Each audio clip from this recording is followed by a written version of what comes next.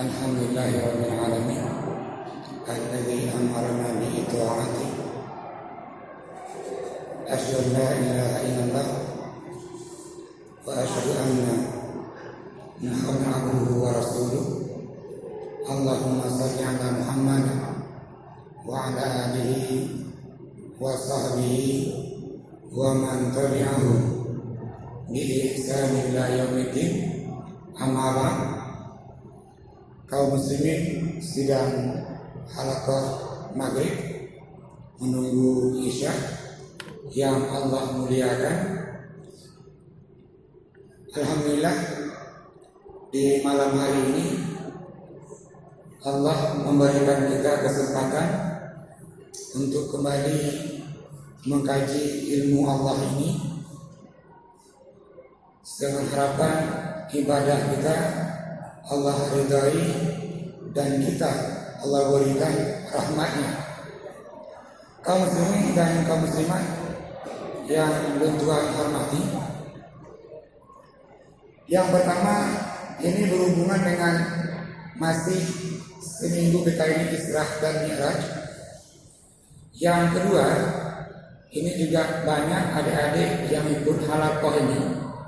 Maka pada malam hari ini saya ambil ini temanya sholat, namun cenderung mengkaji bagaimana sholat. Nanti kita diskusikan, namun mohon maaf, bukan bermakna bahwa selama ini kita nggak pas sholatnya. Kita mengkaji ini bagaimana gerakan-gerakan sholat menurut hadis dan kitab. Terus juga nanti bagaimana bacaan-bacaan sholat yang diperintahkan menurut hadis dan juga kitab. Sekali lagi ini mohon maaf, bukan bermakna bahwa selama ini gerakan kita tidak benar. Bapak dan kaum muslimah yang saya hormati, sebelum saya buka tanya jawab, ini saya awali dengan sebuah cerita di mana cerita ini dikisahkan oleh seorang sahabat namanya Abi Hurairah. Ketika Rasulullah dan Abi Hurairah itu dalam masjid sambil menunggu sembahyang fardu, masuk seorang sahabat namanya dia Khalad Zubaihaqi. Ini Khalad Zubaihaqi sembahyang tahiyat masjid 2 rakaat. Setelah sembahyang, sahabat ini menghadap Rasulullah dan salam. Nabi menjawab salam, namun Nabi katakan selanjutnya, irji, kembalilah, sholat lagi, fa innaka lam tusalli. Kamu ya Khalad, kata Nabi, belum sholat. Padahal Khalad Zubaihaqi kali sembahyang bunuh 2 rakaat. Khalad kembali sembahyang 2 rakaat karena Nabi yang perintahkan. Namun setelah 4 rakaat Nabi mengungkapkan hal yang sama, irji salli fa innaka lam tusalli. Khalad Zubaihaqi kembali mengulangi 2 rakaat lagi. Namun rakaat yang ke-6, sebelum Nabi mengucapkan kalimat yang sama, Khalad Zubaihaqi mengatakan, ya Rasulullah, haza ma uhsi. Nyoke sembahyang ni yang paling jid yang jid lembubut. Fa'alim ni. Rasulullah nolu. Nabi mengajarkan Khalad Zubaihaqi tentang sembahyang. Kata Rasulullah, "Idza kunta ila salat." Kalau engkau mau berdiri untuk salat, maka pertama ini sebelum salat berdiri dulu. Bagaimana cara berdiri nanti kita kaji. Idza kunta ila salat, yang pertama istaqbil kiblat, menghadap kiblat. Semua hadis wa kabbirillah, dan takbirlah. Summa qra' ma tayassara minal Qur'an. Setelah takbir ini bacalah Al-Quran, yaitu Al-Fatihah. summarka hatta tatma'inna raki'an. Sujudlah kamu Rasulullah, sujud yang tumakninah. Bagaimana sujud yang tumakninah? Nanti kita kaji. Summa irfa ra'saka hatta tastawiya qa'iman. Angkat kepalanya sampai tastawiya qa'iman, tegak dan lurus. Summa sujud, dan sujudlah hatta tatma'inna sajidan. Sujudlah sujud yang sempurna. Nanti kita kaji waktu nanti bagaimana sujud yang sempurna. Summa irfa ra'saka hatta tastawiya jalisan. Angkat kepalanya dan duduk yang sempurna. Di ujung hadis Nabi katakan, if'al haza fi salatika kulliha. Kerjakan ini di semua sembahyang kamu. Nabi mengajarkan Khalad Zubaihaqi tentang salat. Bapak dan kaum muslimat yang saya hormati, dalam hadis ini Nabi tidak mengajarkan bagaimana cara berniat. Memang kita akan menemukan riwayat baginda Rasulullah dan juga para sahabat mencontohkan bagaimana berniat. Namun niat dalam sembahyang ini dikunci dan hadis induk tadi, innamal a'malu binniyat. Likulli imri'in ma nawa, namun Nabi enggak mencontohkan. Sehingga para sahabat dan para ulama fuqaha ini enggak sama menghukumi niat. Kalau ingin tahu dalam mazhab Hanafi niat itu sunnah. Dalam mazhab Hambali niat itu syarat. Dalam mazhab Maliki dan Syafi'i niat itu dia rukun. Namun semua mazhab mengatakan bahwa mesti berniat. Hanya saja beda ini menghukumi niat. Terus dari sekian banyak hadis yang menjelaskan tentang salat ini, hadis induknya adalah sallu kama ra'aitumuni usalli. Rasulullah, sembahyanglah kalian ini seperti aku Rasulullah sembahyang. Maknanya bahwa kita ini diperintahkan sembahyang ala Nabi. Hana perintah sembahyang ala Syafi'i. Hana perintah sembahyang ala Hanafi. Bukan ala Maliki. Bukan ala Hambali. Namun kita ini diperintahkan sembahyang ala Nabi. Namun para fuqaha tadi memberikan pendapat. Dari hadis-hadis yang berkembang, para fuqaha dari Hanafi yang paling tua sampai ke Syafi'i, ke Hambali yang paling muda ini memberikan pendapat bagaimana tata cara dan kaifiyah kita ini salat. Kaum muslimin dan kaum muslimat sedang halaqah yang kehormati,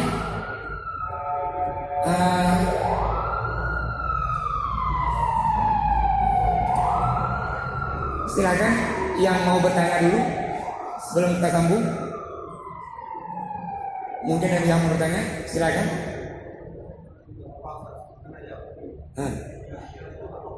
Oh, kalau gitu aja ya. Oke, sambil menunggu pertanyaan, kita ambil pertama dulu. Ketika Rasul mengajarkan ini Khalad Zubaihaqi kalau mau salat maka menghadaplah ke kiblat. Pertanyaannya, bagaimana kita ini menghadap ke kiblat? Semua mazhab sepakat yang mau sholat maka dia menghadap kiblat termasuk kakinya. Kakinya berdiri itu dia lurus, bukan miring. Makna bahwa kakinya ini menghadap kiblat, kecuali yang punya uzur. Habis jatuh mungkin kakinya untuk luruskan lagi. Namun ini yang mampu ini kalau mau sholat menghadap kiblat, kakinya menghadap kiblat. Dan termasuk ketika takbir nanti angkat tangannya juga telapaknya ini menghadap kiblat. Kalau begitu, takbirnya bukan begini. Takbirnya bukan begini. Takbirnya begini. Berapa ukurannya? Dua hadis menjelaskan. Hadis yang pertama, annan nabiyya rafa'a yadayhi inda takbir hazwa mankibaihi. Itu sejajar dengan bahunya. Yang pertama, hazwa mankibaihi. Allahu Akbar. Hadis yang kedua menjelaskan hazwa uzunaihi, sejajar dengan telinganya. Maka dengan dua hadis ini timbullah pendapat dari para mazhab. Dalam mazhab Hanafi yang paling tua, dia seukuran telinga dan ibu jarinya menyentuh telinga. Ini ala mazhab Hanafi. Yang kedua ala mazhab Maliki. Maliki setelinga juga, namun telinga ini nggak menyentuh. Ini Maliki. Dalam mazhab Syafi'i, dia hazwa mangkibaihi, sejajar dengan bahunya, diikuti oleh Imam bin Hambal atau Hambali. Kalau begitu, ketika takbir, kita dua pilihannya, tangannya terbuka. Yang pertama sejajar bahu. Yang mau ikut ala Syafi'i, berarti ini ala Syafi'i. Kalau mau ikut ala Maliki dan Hanafi, itu dia setelinga. Namun nanti mau pilih yang mana silakan, namun harus konsisten. Makna konsistennya, ketika ruku gunakan ukuran yang sama. Ketika sujud juga ambil ukuran yang sama. Maknanya ketika kita ini takbirnya begini, maka ketika sujudnya tangannya juga sejajar dengan bahunya. Yang ambil ukuran tadi sampai ke telinga tadi misalnya, nah ketika sujudnya pun juga ambil ukuran itu. Ini dua pilihan. Seterusnya, makna takbir mengucapkan dia Allahu Akbar, yang wajib. Namun gerakan tadi itu sunnahnya. Pertanyaannya, apakah sah orang yang dia takbir Allahu Akbar dan dia nggak angkat tangan, sah sembahyangnya namun nggak dapat sunnahnya? Takbir di awal ini disebut dengan takbiratul ihram. Kenapa? Yang pertama bunyi hadis menjelaskan miftahus shalah at-tahur, kunci sembahyangnya suci. Sempurnakan taharahnya. Terus wa tahrimuha at-takbir, yang mengharamkan adalah takbir. Makna dia takbiratul ihram itu takbir yang haram. Makna haramnya, yang tadi minum air juga sembahyang halal. Yang tadi makan nasi juga sembahyang itu halal. Namun menyangka Allahu Akbar, air haram, makan haram, gerakan selain gerakan salat itu haram. Maka disebut dengan takbiratul ihram.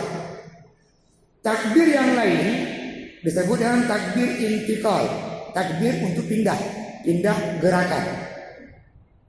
Selanjutnya, setelah takbir, bagaimana posisi tangannya? Hadis menjelaskan wa arsala yadahu irsalan khafifan. Nabi setelah takbir itu tangannya turun perlahan. Hadis dari Wa'il bin Hujr, kata Wa'il, la anzuranna ila salatin Nabi. Saya orang yang paling melihat bagaimana Nabi salat. Sambungan hadis dari Wa'il bin Hujr tadi, ketika Rasulullah turun dari takbir, maaf saya berdiri, ini tangan kanan, ini di atas tangan kiri. Ini semua mazhab. Semua mazhab tangan atas di atas tangan yang kiri. Namun hadis menampakkan bahwa yang pertama yang kanan ini boleh di atas punggung tangannya. Boleh juga di pergelangan tangannya. Boleh juga di lengan bagian bawah. Taruh tangannya. Kalau begitu ini 3 pilihan awal, ini boleh punya hadis tadi, di sini pun juga boleh, tangannya di sini pun juga boleh. Hadis yang kedua menjelaskan wa qabada yaminuhu ala shimali, tangan yang kanan ini menggenggam tangan yang kiri. Itu pun juga boleh. Namun tidak ada yang begini. Ini orang kedinginan. Sekarang lagi di sini tadi, ini boleh, di sini boleh, di sini boleh, digenggam nggak boleh. Nah, yang ini diletakkan di mana? Satu hadis menjelaskan tahta surah, di bawah pusat. Hadis dari Wa'il bin Hujr menjelaskan Nabi meletakkan tangannya tadi fauqa surah tahta sadr, di atas pusar, di bawah dada. Hadis yang kedua dari Ibnu Umar itu menjelaskan Nabi meletakkan tangannya di atas dadanya. Maka kalau begitu posisi tangannya yang dua tadi, pertama di bawah pusar, yang kedua antara pusar dan dada, yang ketiga di atas dada. Maka para imam mazhab ini nggak sepakat. Kalau Imam Hanafi begini, kalau Imam Hambali begini, Imam Asy-Syafi'i di atas pusar, di bawah dada. Satu pendapat mengatakan boleh di sebelah kiri, menutup jantungnya. Namun pendapat ini tidak didukung oleh hadis. Kalau begitu yang kuat tadi di bawah pusar itu boleh, di antara pusar dan dada itu boleh, di atas dada juga boleh. Walaupun sebagian al-Malikiyah, semua ini Imam Malik kita begini. Namun sebagian Malikiyah membolehkan begini tanpa taruh tangan. Sebagian Malikiyah. Namun Imam Malik tidak. Irsal yadaini. Ini posisi setelah kita ini takbir. Selanjutnya yang wajib adalah membaca Al-Fatihah. Namun sebelum Al-Fatihah ini disunatkan kita ini membaca namanya doa iftitah. Ini kitab memberikan istilah yang enggak sama. Dalam kitab Al-Mu'tamad punya Syafi'i, ini kitabnya, ini jelaskan dalam nama istilahnya ini iftitah. Dalam kitab Fiqh Sunnah punya Syekh Sabiq, bahasanya dia istiftah. Namun begini, jangan tertipu dengan istilah. Yang penting sebelum Al-Fatihah itu kita membaca doa iftitah. Itu ada 7 macam doa iftitah yang dibaca sebelum Al-Fatihah. Ada yang baca Allahu Akbar kabira, walhamdulillahi katsira. Ada yang baca Allahumma baik. Ada yang baca wajahtu wajhiyah. Ada yang baca inni wajahtu. Ada yang baca subhana dan seterusnya. Kita mau kaji sedikit dulu ini, mana lebih afdal yang kita pakai. Yang mungkin dulu diajarkan oleh orang tua kita di Aceh itu kebanyakan wajahtu. Yang diajarkan dalam kitab Al-Mu'tamad Asy-Syafi'i wajahtu. Kalau dibuka di Fathul Mu'in itu halaman 62 juga wajahtu. Ini boleh. Namun yang baca ini wajahtu, nah mulai malam hari ini saya sarankan nggak usah lagi pakai ini, cukup wajahtu saja. Kenapa demikian? Nabi membaca wajahtu ini untuk sembahyang malam, tahajud, tarawih, witir. Nabi membaca ini wajahtu. Hadis menjelaskan Nabi tak kala mau berkurban, dammal udhiyah hada li ali Muhammad, hada li Muhammad wa li ali Muhammad, wa yaqul summa yaqul bismillahi Allahu akbar. Nabi tak kala menyembelih kurban, Nabi ucapkan bismillahi Allahu akbar dan Nabi menyembelih. Sembelihan tadi Setelah sembelihan tersembelih, Nabi membaca inni wajahtu wajhiyah lillazi fataras samawati dan seterusnya. Artinya inni wajahtu ini dibaca ketika menyembelih hewan kurban. Maka saya sarankan tadi yang selama ini pakai inni wajahtu, buang aja ininya, cukup dengan wajahtu. Walaupun juga tadi wajahtu Nabi pakai pada sembahyang malam. Allahu Akbar kabira itu Nabi gunakan ketika sembahyang sunnah. Dalam kitab sunnah dijelaskan itu.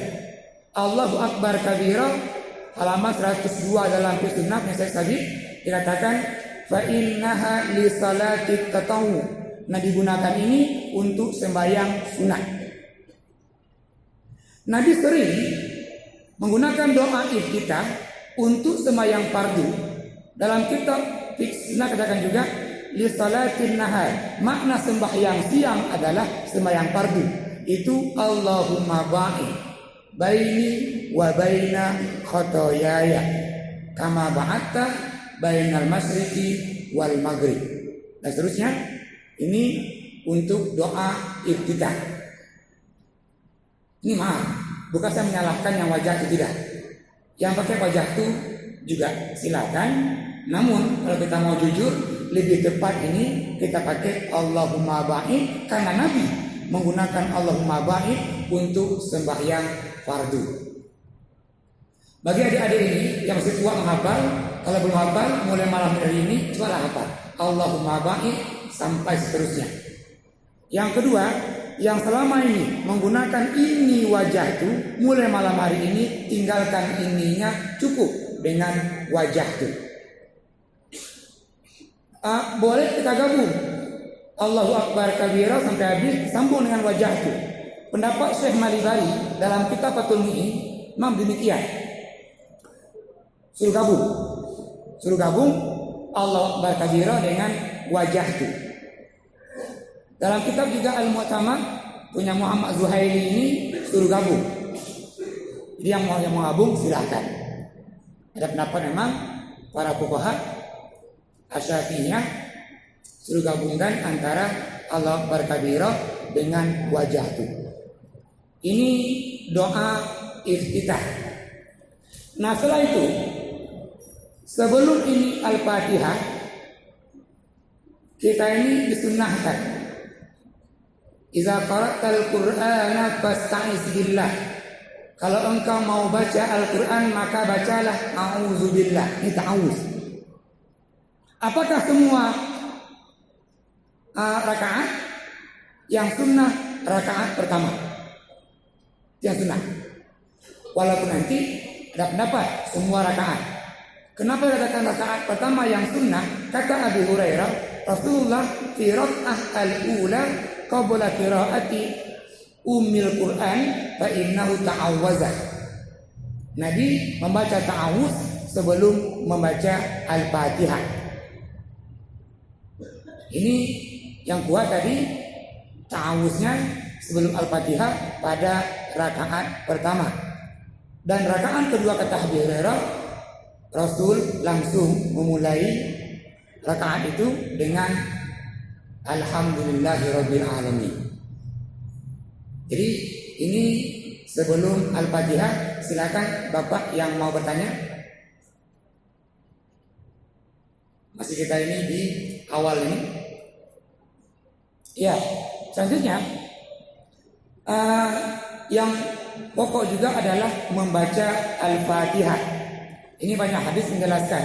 Yang pertama ini hadis dari Ibnu Abbas, la salata liman lam yaqra bi Fatihatil Kitab. Enggak sah salat kalau enggak baca Al-Fatihah. Ini pertama. Hadis yang kedua, la tajzi'us salat illa bi Fatihatil Kitab. Enggak sah salat kecuali dengan Al-Fatihah. Maka semua menghukumi, walaupun nanti rukun sembahyang dalam kajian Imam Mazhab enggak sama. Kenapa enggak sama? Rasul enggak menetapkan ini rukun, ini rukun, ini rukun. Namun munculnya ini rukun-rukun ini dari memahami hadis-hadis yang menjelaskan tentang sembahyang. Contoh, dalam mazhab Hanafi, rukun salat cuma 6. 6 rukun cuma. Dalam mazhab Syafi'i itu, kalau Syafi'i dahulu, awal-awal itu Al-Mutaqaddimun dari Asy-Syafi'i, di bawah beliau ini ada namanya Buaiti, di bawahnya ada Muzani, baru Abu Ishaq dan seterusnya, itu 13. Namun Syafi'i hari ini 14. Dalam mazhab Maliki 14. Munculnya ini memahami rukun, Nabi ketika sholat nggak pernah meninggalkan ini. Maka para fuqaha menempatkan ini sebagai rukun. Ya, kembali tadi. Maka menurut fuqaha, membaca Al-Fatihah dalam salat itu rukun. Sebelumnya saya kembali ingatkan bahwa rukun itu apa? Sesuatu yang wajib dikerjakan, kalau ditinggalkan tidak sah perbuatan itu dan dia bagian dari ibadah itu. Ini Al-Fatihah bagian dari salat. Maka Al-Fatihah ini dia menjadi rukun. Nanti ketika membaca Fatihah yang perlu diperhatikan, yang pertama ini fasohatu qiraat, fasih dalam membacanya. Kenapa? Bacaan yang salah itu merubah makna. Contoh, alhamdulillahi rabbil alamin. Ada dia alhamdu pakai hak dia. Maka makna dia segala puji bagi Allah. Ketika orang mengganti haknya menjadi ha, alhamdu, maka maknanya jauh berubah, ini matilah Allah. Sementara Allah hayyun la yamut, Allah pernah mati. Maka bacaan tadi alhamdu, maknanya dia matilah Allah. Makanya ketika baca Fatihah ini, yang pertama perhatikan fasahatu qiraat. Bacalah per hurufnya itu dengan fasih. Merubah huruf, merubah makna. Merubah baris, merubah makna. An'amta, yang engkau berikan, kita ganti jadi an'amti. Kalau begitu Allah itu perempuan. Atau an'amtu, saya berikan. Dalam Al-Fatihah perhatikan tadi, yang pertama fasih dalam membacanya. Yang kedua, pastikan panjang pendeknya dan tasdid. Contoh, kalau kita baca ini iyyaka na'budu pakai tasdid, satu lagi iyyaka na'budu enggak pakai tasdid, maka ini maknanya pun juga berubah. Kajian bahasa, dalam bahasa Arab iyyaka itu sebut dia dengan maf'ulun bih. Yang biasa dalam bahasa Indonesia sebut dia dengan objek. Objek di belakang dia. Saya makan nasi. Nasi itu objek. Pada ayat ini Allah kedepankan objeknya. Siapa dia? Iyyaka. Yang pertama makna ini taukid, penegasan tentang siapa yang kita sembah. Kalau bahasa kita baca ini iyyaka na'budu, maka maknanya dia saya atau kami ini hanya menyembah kepadamu ya Allah.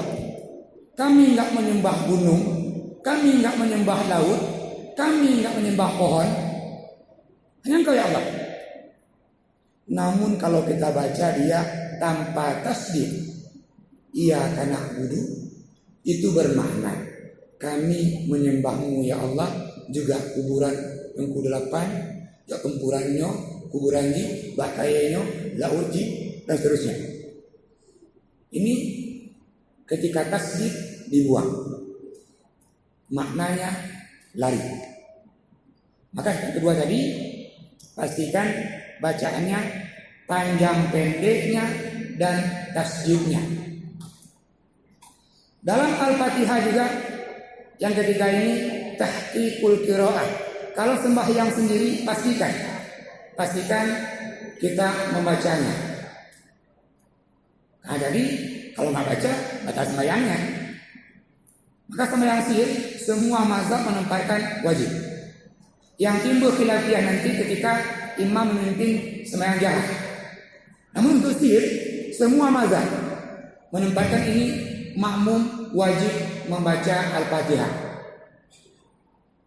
Yang khilafiyah nanti ketika imamnya membaca jahat subuh, maghrib, dan isya. Silakan yang mau bertanya mungkin ada? Nggak ada ya? Ya silakan.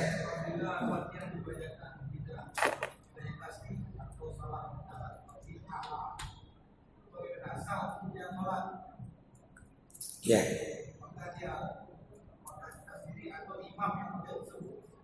Ya. Makanya nanti ketika kita sembahyang jemaah babnya ini, siapa yang lebih berhak? Man ahaqqu bil imamah? Siapa yang berhak menjadi imam? Kalau ada dua pilihannya, seandainya imam ini ilmunya selevel, yang satu lebih bagus bacaannya, maka yang ini lebih utama ini. Yang bagus bacaan dari yang satu lagi, walaupun ilmu selevel. Maka kriteria imam yang pertama sekali dia ahsanu tilawah, yang paling baik bacaan. Yang kedua, dari banyaknya bagaimana kalau kita ini membaca Al-Fatihahnya mungkin salah hurufnya. Yang pertama ini kita diperintahkan menuntut ilmu. Maka mencari ilmu ini tentang Al-Fatihah, bacaan-bacaan salat yang wajib-wajib ini hukumnya fardu ain. Bunyi hadis, "Idza amartukum amran," kata Rasulullah, kalau saya perintahkan sebuah perintah, fa'tu mastata'tum, maka lakukanlah semampu kamu. Namun orang dah belajar dia sekian tahun, kabi umum belajar, dan berusaha dia semampu dia, salah juga. Allah katakan, la yukallifullahu nafsan illa wus'aha. Allah berikan ini beban sesuai kemampuannya, tapi dimaafkan setelah usaha yang sungguh-sungguh. Ada mungkin orang yang pendek lidahnya, ada mungkin orang yang cacat juga mungkin lidahnya dan seterusnya, maka dia mungkin nggak pas bacaannya. Kata Allah, innallaha la yukallifu nafsan illa wus'aha. Namun yang kita normal ini berusaha semampu mungkin bahwa bacaannya tepat. Ini jawaban, terima kasih. Yang lain silakan yang mau bertanya. Silakan dulu. Nah.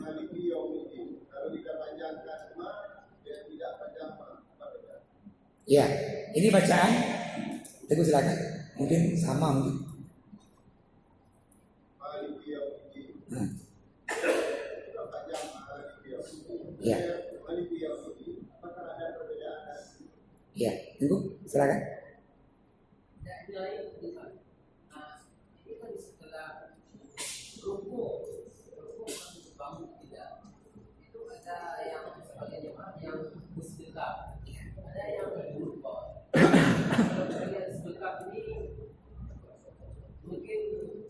Minim sekali.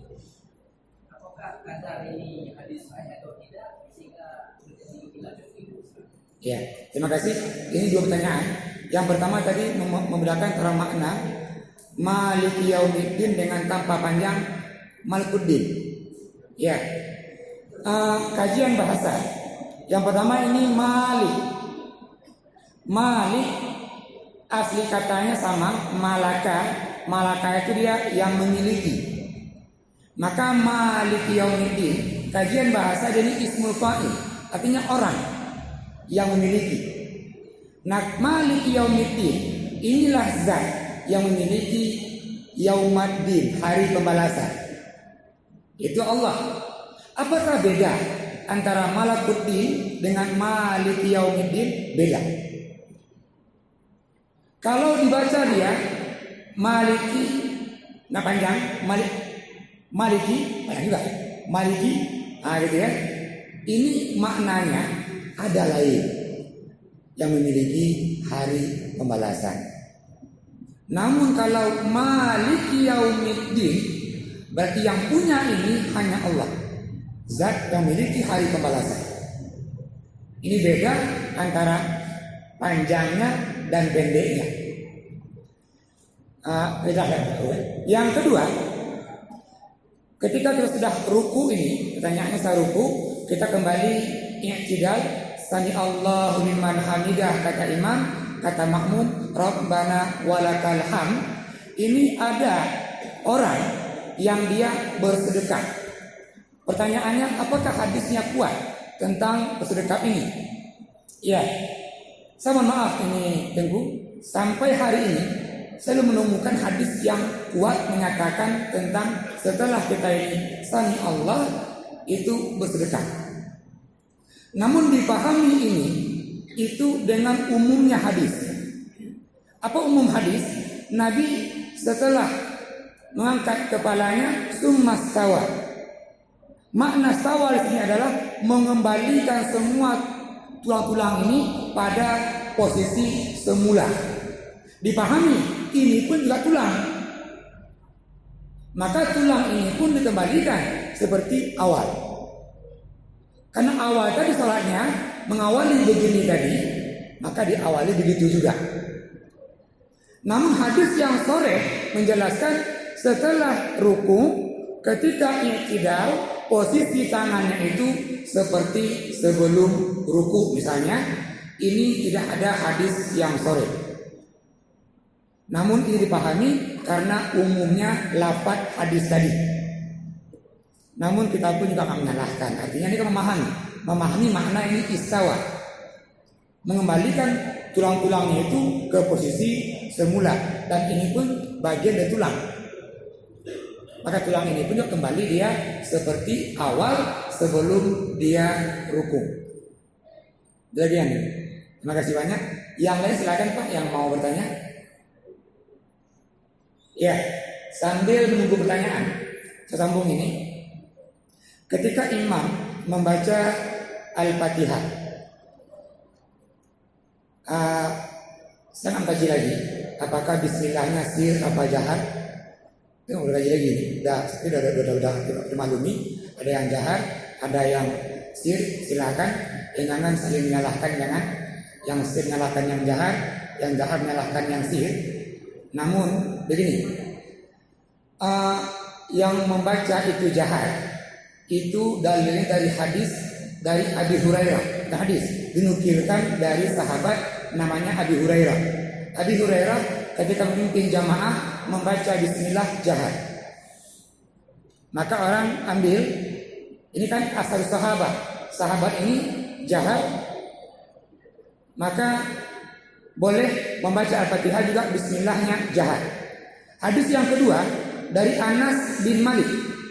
Kata Anas bin Malik, "Shalaitu khalfan Nabi."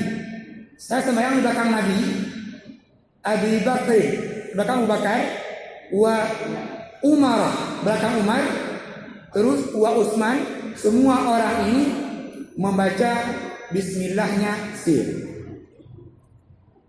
Maka ini juga ada hadis. Kalau ditanya mana yang lebih kuat, saya milih yang kedua. Yang sir lebih kuat. Namun begini, kalau kita imam di jamaah ini semua jahatlah.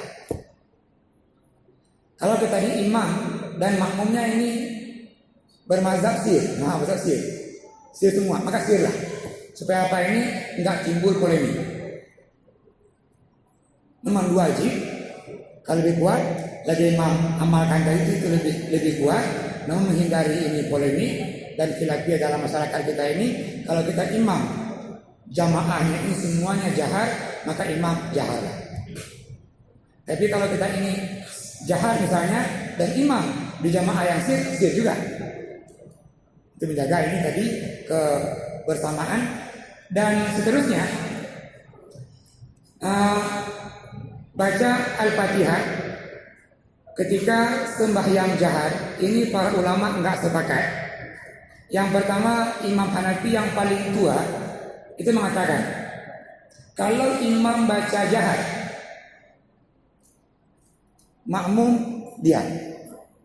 Dan bahkan Imam Hanafi menempati hukumnya makruh tahrim, makruh mendekati haram bagi makmum membaca Al-Fatihah ketika imam membaca Al-Fatihah.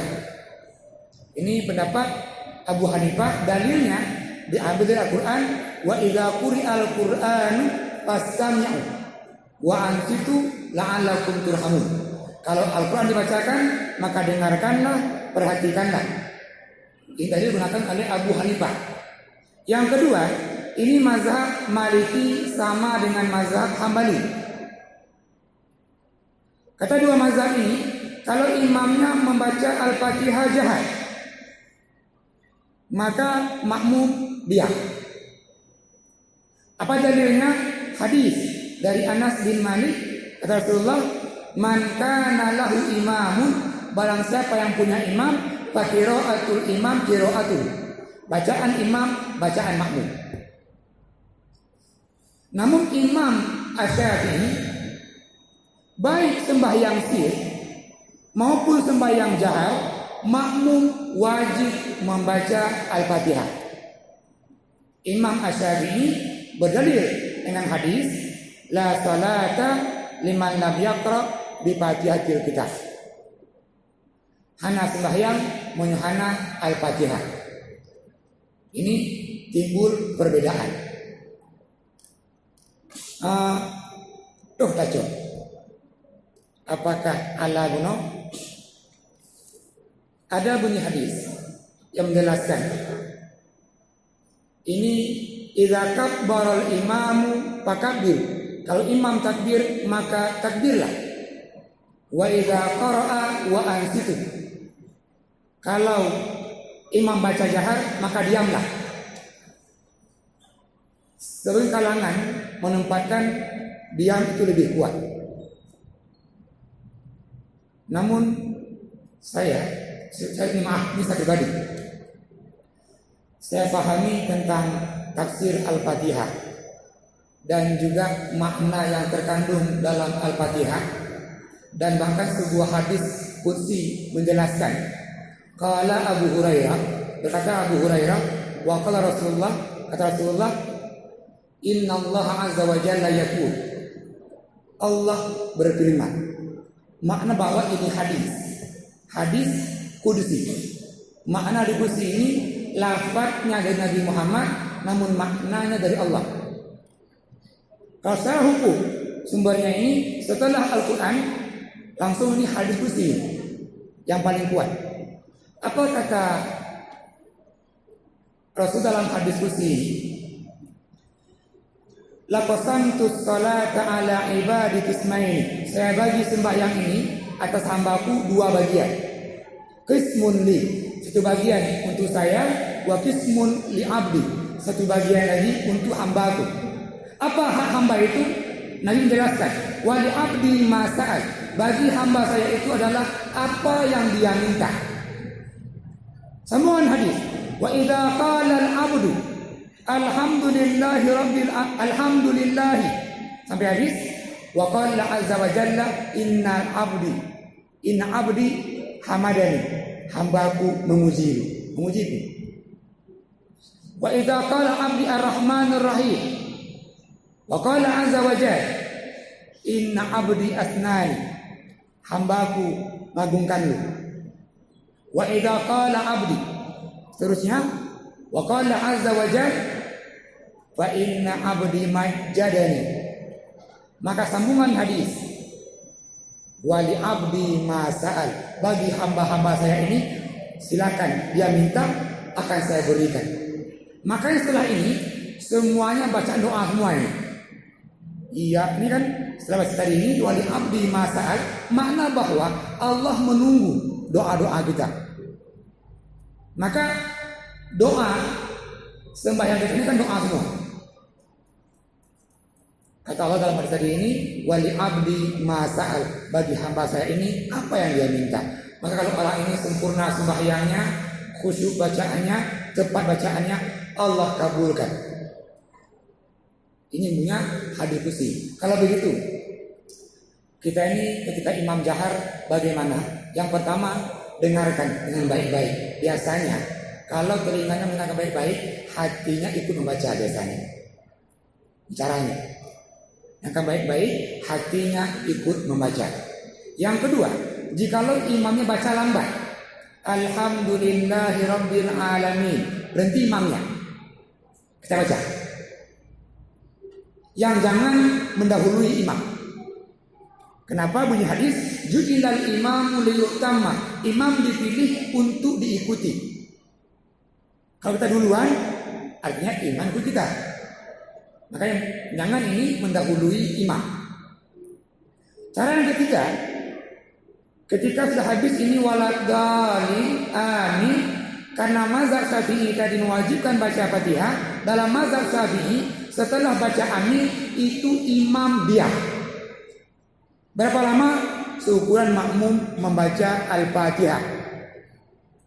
Kalau imam ala mazhab Syafi'i, berarti setelah amin dia diam sejenak, makmumnya membaca Al-Fatihah. Saya akan ambil di sini. Ini teknik tadi ini mencuri membaca Al-Fatihah. Mungkin yang awal lebih tepat. Ketika imam baca jahar, dengarkan baik-baik, biasanya hati kita ikut baca. Itu lebih tepat. Artinya ini keluar dari khilaf. Nah, ikut tadi semua mazhab, tapi kita ini mendengarkan dan hatinya membaca, ini keluar dari khilafiyah. Mungkin itu lebih tepat. Kita nggak baca tapi hatinya baca. Ya, terima kasih. Ini pertanyaannya.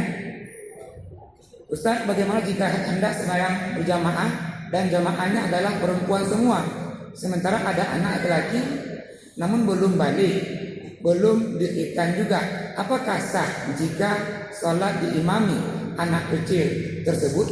Ya, berarti ini pertanyaannya adalah hukum imam yang dia belum balik.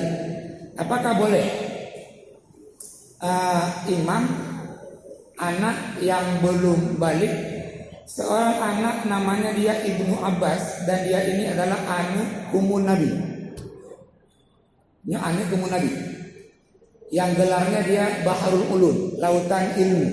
Ketika meninggal Ali bin Abi Thalib karamallahu wajhah, kata Abi Hurairah, sudah meninggal ini pintu ilmu.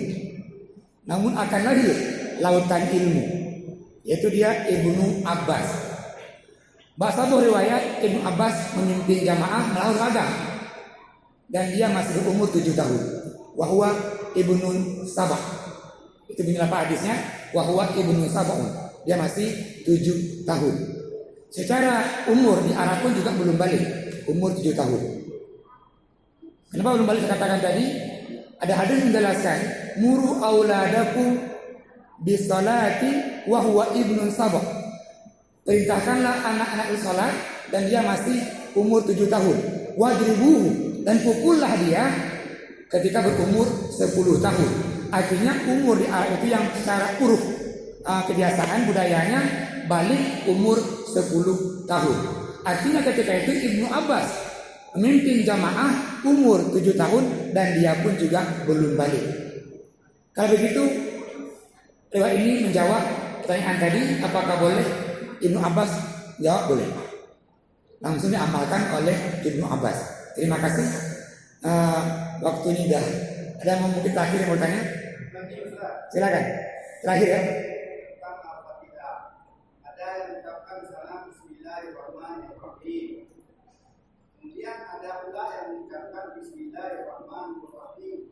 Apakah beda? Ya. Sedangkan bunyinya beda. Terima kasih. Ini kembali kajian bahasa. Dalam bahasa Arab, jangankan berubah huruf, berubah titik saja, dia merubah makna. Ada sebuah kisah sangat menarik. Ketika Umar bin Khattab mengirim sahabat ke sebuah daerah, itu Umar tulis sebuah surat, tapi tidak ada titiknya. Titik dalam bahasa Arab ditemukan ini itu masa Khalifah Utsman yang menemukannya, namanya dia Abu Muslim Al-Harab menurut riwayat. Satu lagi dia Abul Aswad Ad-Du'ali. Maka kalau kita unduh di Google, siapakah menemukan ilmu nahu, akan kita jawab dia yang menemukan ilmu nahu adalah Abul Aswad Ad-Du'ali atau satu lagi Abu Muslim Al-Harab.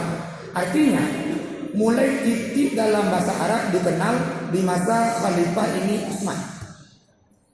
Nah, Umar tulislah tak qaf, ba, lam. Jadi ta, nggak dapat tulis ya.